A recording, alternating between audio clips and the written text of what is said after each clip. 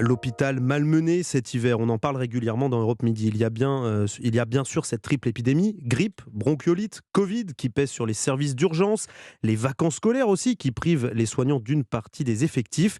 Et il y a aussi, depuis le début de la semaine, un mouvement de grève chez les médecins libéraux qui contraint les patients à se rediriger vers l'hôpital. Ce matin, le ministre de la Santé, François Braun, était en déplacement à l'hôpital d'Annecy, en Haute-Savoie. Il fustige le calendrier choisi pour ce mouvement social. J'ai eu l'occasion déjà de me prononcer sur cette grève que je trouve particulièrement malvenue en cette période d'extrême difficulté pour le système de santé. Je ne remets bien sûr pas du tout en cause le droit de grève des médecins, mais c'est vraiment la très mauvaise période. Je l'ai dit, je le redis et je remercie tous ceux qui sont sur le pont. J'ai réuni hier l'ensemble des personnels concernés, que ce soit les syndicats hospitaliers, les syndicats libéraux, et j'ai pu, là encore, remercier tout le monde de leur mobilisation pendant cette période difficile. C'est une bonne chose, me semble-t-il, de faire grève.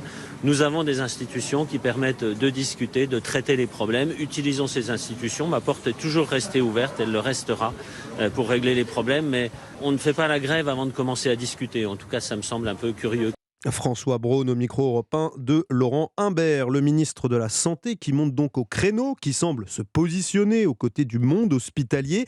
Yasmina Katou, comment cette sortie du ministre est-elle accueillie par les médecins grévistes ? Eh bien, les généralistes renvoient la balle au ministère de la Santé qui était prévenu de cette grève, assure Mokhtaria Alikada, médecin à Lyon et porte-parole du collectif Médecins pour demain. Nous avons été responsables parce qu'en octobre 2022, nous avons annoncé une grève coup de semonce le 1er et le 2 décembre et la grève du 26 décembre au 1er janvier. On l'a annoncé 2 mois à l'avance. Il y a eu 4 réunions de négociation avec la Caisse nationale d'assurance maladie. Et qu'est-ce qui s'est passé ? Rien. Au bout d'un moment, la responsabilité n'est plus dans notre camp. Je suis désolée. Alors François Braun, vous venez de l'entendre, c'est dit ce matin, ouvert au dialogue, des paroles en l'air, dénonce le docteur Alikada. Le 2 décembre, ils ont passé la loi de financement de sécurité sociale 2023 en 49.3. De passer une loi en 49.3 le jour où on fait grève. Et après, on nous dit, vous n'êtes pas responsable.